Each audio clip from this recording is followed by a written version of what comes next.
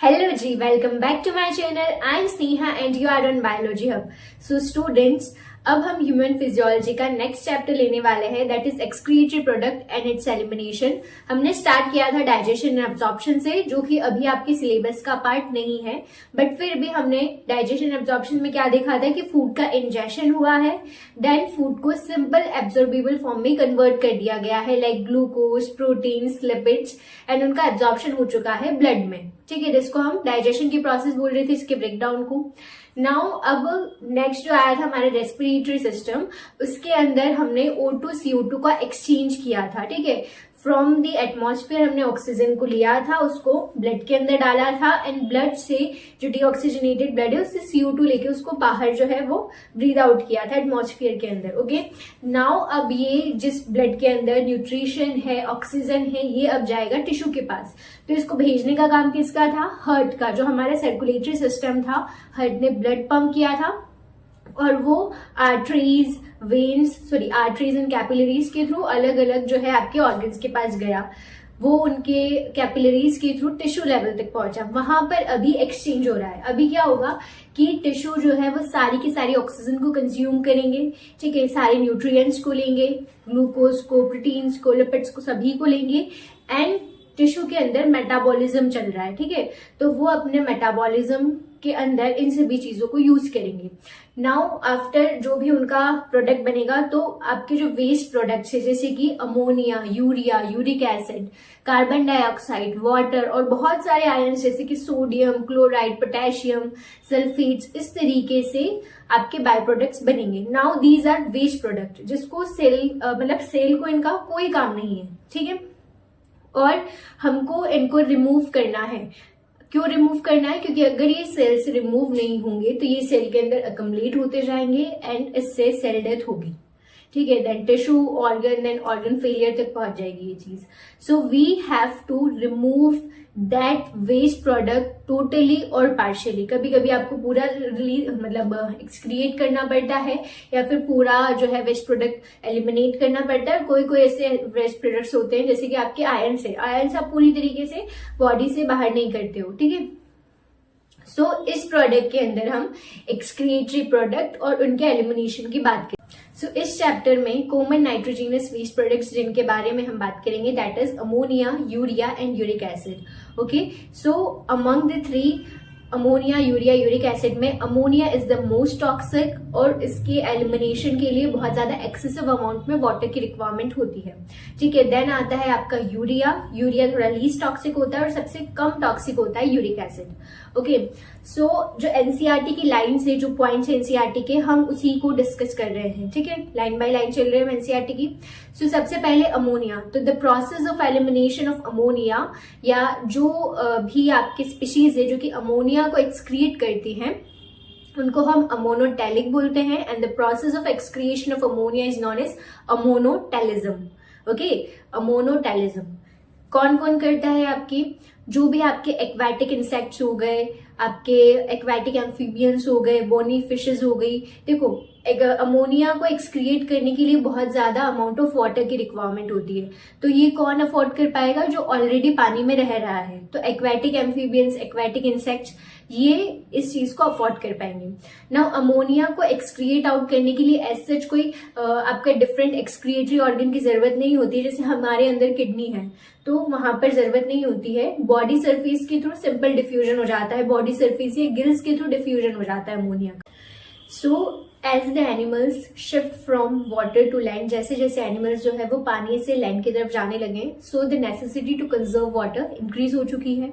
ठीक है, तो अब एनिमल्स ने क्या किया कि less toxic waste product produce करना चालू किया, जिनको एक्सक्रीट करने में कम अमाउंट ऑफ वाटर लगता है, क्योंकि we have limited amount of water. अभी पानी नहीं है हमारी तरफ। ठीक है, तो हमने क्या एक्सक्रीट करना चालू किया? Urea, uric acid. ओके, सो जो एनिमल्स यूरिया एक्सक्रिएट करते हैं, जो एनिमल्स यूरिया एक्सक्रिएट करते हैं उनको बोलते हैं यूरियोटैलिक एनिमल्स, जिनके अंदर आते हैं आपके मैमल्स, आपके टेरेस्ट्रियल एम्फीबियंस हो गए, आपकी मरीन फिशेज हो गई, ये यूरिया एक्सक्रिएट करते हैं। नाउ अभी बनता तो सेल में as a waste product ammonia ही है। अमोनिया को ले जाया जाता है लिवर के पास। लिवर जो है वो अमोनिया को यूरिया साइकिल से यूरिया में कन्वर्ट करता है, देन इस यूरिया को ब्लड में रिलीज कर दिया जाता है। फिर किडनी क्या करती है, इस यूरिया को एक्सक्रिएट करती है एंड देन फिर बाहर रिलीज कर देती है। थोड़ा बहुत यूरिया जो है किडनी के मैट्रिक्स में रखा जाता है ताकि ऑस्मोलरिटी मेंटेन हो सके। ठीक है, नाउ नेक्स्ट आता है आपका यूरिक एसिड। तो आपके जो रेप्टाइल्स है, बर्ड्स है, लैंड स्नेल्स है, इंसेक्ट है, ठीक है, उनको और ज्यादा जिनको पानी को कंजर्व करने की जरूरत है वो यूरिक एसिड एक्सक्रिएट करते हैं, जिनको अपन यूरिकोटैलिक एनिमल्स बोलते हैं, पैलेट्स की फॉर्म में, पेस्ट की फॉर्म में। इससे और ज्यादा जो है वो वाटर का कंजर्वेशन होता है। नाउ जब भी हमने पूरा एनिमल किंगडम देखा, ठीक है, अलग अलग स्पीशीज को देखा, तो we have seen variety of excretory structures. ठीक है, बहुत सारे एक्सक्रिएटरी ऑर्गन्स देखे हमने। तो जो इनवर्टिब्रेट्स हैं उनके अंदर हमने सिंपल ट्यूबुलर स्ट्रक्चर देखे हैं, और जो वर्टिब्रेट्स हैं उनके अंदर हमने कॉम्प्लेक्स ट्यूबुलर स्ट्रक्चर देखे हैं। जैसे मैमल्स है उनके अंदर किडनीज होती है। नाउ हमारी किडनी क्या है, इट्स इसकी जो यूनिट है वो कौन है, नेफ्रॉन। और नेफ्रॉन क्या है, ट्यूब्यूली है। आपका जो है वो वोमेंस कैप्सूल होता है, देन पीसीटी होती है, फिर लूप ऑफ हेनले होता है, डीसीटी होती है, कलेक्टिंग डक्ट होती है। तो ये सभी क्या है, ट्यूब्यूल्स ही है। तो जो इनवर्टिब्रेट्स होते हैं उनके पास आपका सिंपल ट्यूबुलर स्ट्रक्चर्स होते हैं, और वर्टिब्रेट्स जो होते हैं उनके पास कॉम्प्लेक्स ट्यूबुलर स्ट्रक्चर होते हैं, जैसे कि kidney. So now we will discuss कुछ एक्सक्रिएटरी ऑर्गन्स जो कि आपके एनसीईआरटी में दिए हुए हैं। ठीक है, तो सबसे पहले हम बात करते हैं प्रोटोनेफ्रीडिया, जिसको अपन फ्लेम सेल भी बोलते हैं। प्रोटोनेफ्रीडिया किस किस में मिलता है, आपके प्लेटीहेलमिंट्स जैसे कि प्लेनेरिया हो गया, उसके अंदर मिलेगा, रोटिफर्स हो गए, कुछ एनालीड्स हो गए, और सिफेलोकॉर्डेट जैसे एम्फियोक्सिस, इनके अंदर आपको प्रोटोनेफ्रीडिया फ्लेम सेल मिलता है। इसका मेन काम जो है वो ऑस्मो रेगुलेशन का होता है, फ्लूइड और आयनिक बैलेंस मेंटेन करना। ये एक्सक्रिएशन का काम नहीं करता है। ठीक है, नेक्स्ट आता है नेफ्रीडिया। नेफ्रीडिया जो होता है वो कुछ एनालीड्स में पाया जाता है। ये ऑस्मो रेगुलेशन का काम भी करता है और वेस्ट प्रोडक्ट को एक्सक्रिएट करने का काम भी करता है। ठीक है, नाउ नेक्स्ट आता है आपका मैल्पीजियन ट्यूब्यूल। मैल्पीजियन ट्यूब्यूल आपके कुछ इंसेक्ट और कॉकरोचेस में पाई जाती है। ठीक है, इसका भी दोनों काम होता है, एक्सक्रिएशन का भी और ऑस्मो रेगुलेशन का भी। And the last is antennal और ग्रीन ग्लैंड, जो कि आपके क्रस्टेशियंस जैसे कि प्रोन्स, इनमें पाई जाती है, और ये भी ऑस्मो रेगुलेशन, एक्सक्रिएशन दोनों का काम करती है। Now next we will talk about the anatomy of the human excretory system. So हमको पता है कि human excretory organ kidney है, ठीक है। Now human excretory system consists of a pair of kidney, a pair of ureter, आपका urinary bladder and a urethra. Okay. Now हमारी जो किडनी है, तो we have a pair of kidney जो कि bean shape reddish brown colour की होती है। ठीक है, ये कहाँ सिचुएटेड होती है, इट इज सिचुएटेड आपकी एनसीईआरटी की लाइन, और ये बहुत इंपॉर्टेंट लाइन है, आपका लास्ट थोरैसिक वर्टिब्रा और आपका थर्ड लंबर वर्टिब्रा के बीच में सिचुएटेड होती है। तो L12 to L3, in between L12 to L3 आपकी जो किडनी है वो प्लेस्ड होती है। ठीक है, इनर एब्डोमिनल कैविटी जो है आपकी इनर एब्डोमिनल वॉल, उसके पास में होती है। नाउ किडनी के मेजरमेंट देखते हैं। तो हमारी जो किडनी होती है उसकी लेंथ होती है 10 to 12 सेंटीमीटर, उसकी विड्थ होती है 5 to 7 सेंटीमीटर, और उसकी जो थिकनेस है वो 2 to 3 सेंटीमीटर होती है। और एवरेज वेट जो होता है किडनी का वो 120 to 170 ग्राम्स होता है। ओके, सो ये हमको जो एनसीईआरटी की इम्पोर्टेंट लाइन है वो ही मैं बता रही हूँ, और वो आपको ध्यान रखनी है, नीट में ये पूछी जा सकती है। ओके, नाउ नेक्स्ट बात करते हैं हम किडनी जो है, तो किडनी का जो स्ट्रक्चर है बीन शेप स्ट्रक्चर, तो उसकी कॉनकेव साइड पर आपको एक नॉच मिलेगा जिसको हम हाइलम बोलते हैं। यहाँ से आपका यूरेटर और जो भी वेसल्स होती है वो एंटर करती है एंड एग्जिट करती है किडनी के अंदर। ठीक है, नाउ अब आपका जो किडनी है तो एक टफ कैप्सूल होता है किडनी के बाहर, एक आउटर टफ कैप्सूल होता है, और किडनी 2 जोन्स में डिवाइडेड होती है, आउटर कॉर्टेक्स और इनर मेड्यूला। हमेशा ध्यान रखना, बाहर वाला पार्ट कॉर्टेक्स होता है, अंदर वाला पार्ट मेड्यूला होता है। तो outer cortex and inner medulla. Now kidney जो है from hilum it leads to a broad funnel shape structure जिसको अपन कैलिसिस बोलते हैं। ठीक है, आपको डायग्राम में भी दिख रहा होगा, known as calyces. Broad funnel shape structure. Okay, now जो आपका मेड्यूला है उसके अंदर कुछ कॉनिकल प्रोजेक्शंस होते हैं जिसको अपन बोलते हैं मेड्यूलरी पिरामिड, जो कि रीनल पेल्विस में थ्रू द कैलिसेस ओपन होते हैं। ठीक है, नाउ एक इम्पॉर्टेंट लाइन है कि जो आपके मेड्यूलरी पिरामिड्स होते हैं उनके बीच में कुछ स्पेस होती है, तो the cortex extending into the medullary pyramid उसको बोला जाता है रीनल कॉलम या कॉलम ऑफ बर्टीनी। ठीक है, ये इंपॉर्टेंट है, आपको याद रखना है। ठीक है, the cortex extending into the medullary cavity known as renal column और column of Bertini. Okay, now next हम बात करते हैं किडनी के अंदर जो नेफ्रॉन है उसकी। तो हर किडनी के पास नियरली 1 मिलियन नेफ्रॉन होती है ईच किडनी, मतलब हर दोनों की बात करें तो नियरली 2 मिलियन नेफ्रॉन होंगे हमारी बॉडी के अंदर। तो each kidney have nearly 1 million nephron. Nephron जो है किडनी की फंक्शनल यूनिट है। ओके, सारा जो भी फिल्ट्रेशन है वो नेफ्रॉन के थ्रू होता है। नाउ नेफ्रॉन के पास जो है वो 2 पार्ट होते हैं, एक ग्लोमेरुलस होता है, एक रेनल ट्यूब्यूल होता है।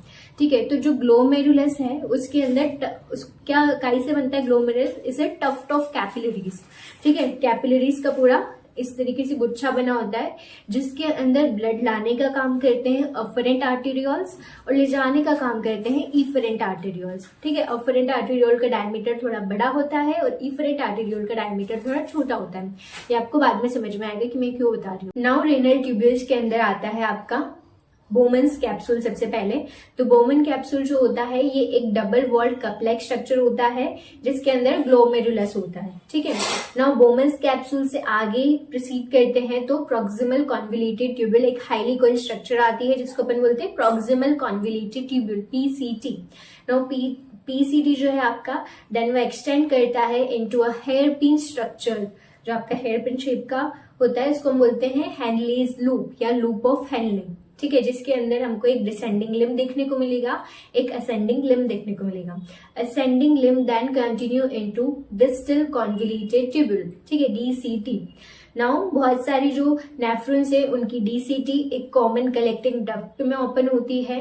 ये जो आपका कलेक्टिंग डक्ट है ये फिर आपके आगे कैलिसेस में ओपन होता है। ठीक है, नाउ बहुत सारे जो आपके कुछ नेफ्रॉन्स होते हैं उनमें जो आपका ग्लोमेरुलस, पीसीटी, डीसीटी ये वाला जो पार्ट होता है ये आपके कॉर्टेक्स में होता है और जो लूप ऑफ हेनले होता है ये डीप इनटू आपके मेडुला तक एक्सटेंड करते हैं। ये जो आपके मतलब ये थोड़े कम होते हैं हमारी बॉडी के अंदर, बट इस तरीके के नेफ्रॉन में जिसमें आधा पार्ट कॉर्टेक्स में है, पीसीटी, डीसीटी एंड ग्लोमेरुलस वाला, एंड जो लूप ऑफ हेनले है वो डीप इनटू मेडुला एक्सटेंड कर रहा है, इसको हम बोलते हैं जक्स्टा मेडुलरी नेफ्रॉन्स। ठीक है, और कुछ ऐसे नेफ्रॉन होते हैं जिनमें आपका जो बोमन्स कैप्सूल है, डीसीटी है, पीसीटी है, ये कॉर्टेक्स में होता है और हेनले लूप का भी बहुत थोड़ा पार्ट जो है वो मेडुलरी पिरामिड में एक्सटेंड करता है। ऐसे हम नेफ्रॉन को बोलते हैं कॉर्टिकल नेफ्रॉन, जो कि ज्यादातर हम जो नेफ्रॉन होते हैं हमारे वो कॉर्टिकल नेफ्रॉन्स ही होते हैं। नाउ जो हमारा ग्लोमेरुलस था उसमें अफरेंट आर्टेरियोल वो ब्लड लेके आया एंड ब्लड ले जाने का काम किया efferent arteriole. Now efferent arteriole जो है ये रीनल ट्यूब्यूल के आसपास एक पूरा वेसल का जो नेटवर्क बनाते हैं, इसको हम पेरीट्यूबुलर नेटवर्क या पेरीट्यूबुलर वेस्कुलर नेटवर्क बोलते हैं। नाउ आप जो है आपका लूप ऑफ हेनले था उसके आसपास बहुत सारी माइन्यूट वेसल जो होती है वो यू शेप वासा रेक्टा बनाती है। वासा रेक्टा जो होता है ये हाईली रिड्यूस्ड होता है आपके कॉर्टिकल नेफ्रॉन्स के अंदर। So this is all about the anatomy of the human excretory system. Now next video में हम यूरिन फॉर्मेशन स्टार्ट करेंगे। अगर आपको कुछ भी डाउट है इस वीडियो से रिलेटेड तो आप कमेंट में लिख सकते हैं। आई होप आपको ये समझ में आया होगा and if you like this video please like, share and subscribe to my channel and मिलते हैं नेक्स्ट वीडियो में। तब तक के लिए बाय।